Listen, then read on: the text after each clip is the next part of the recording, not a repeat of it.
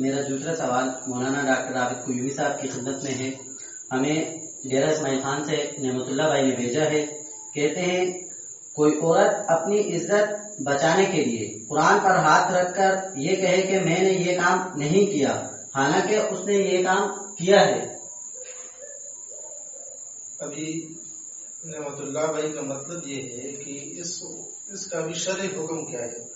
یعنی اس نے تو یہ کام کر لیا حالانکہ اس نے مطلب یہ کام کیا تھا لیکن قرآن پر ہاتھ رکھ کر اس نے کہا کہ میں نے یہ کام نہیں کیا.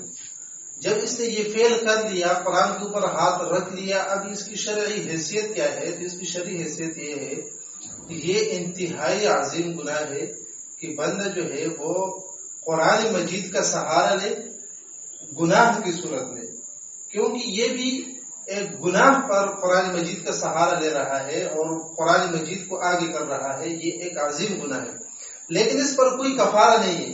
ہاں البتہ یہ ہے کہ اللہ تبارک و تعالیٰ کے دربار میں استغفار کرتے رہے، استغفار کی کثرت کرے، اور اس کے علاوہ اگر اس قرآن میں پہ ہاتھ رکھنے کی وجہ سے اگر کسی کو دل آزاری ہوئی ہو یا کسی کا حق دبا ہوا ہو تو اس سے معافی مانگے، اور اگر کسی کا حق دبا ہوا ہے تو اس کو اس کا حق دیا جائے، لیکن کوئی کفارہ وغیرہ اس پر نہیں ہے. ہاں البتہ استغفار کی بہت زیادہ ضرورت ہے کیونکہ یہ ایک انتہائی عظیم گناہ کیا ہے اور یہ صرف استغفار اور کثرت استغفار اور توبہ ہی کے ساتھ جو ہے یہ گناہ ختم ہو سکتے ہیں.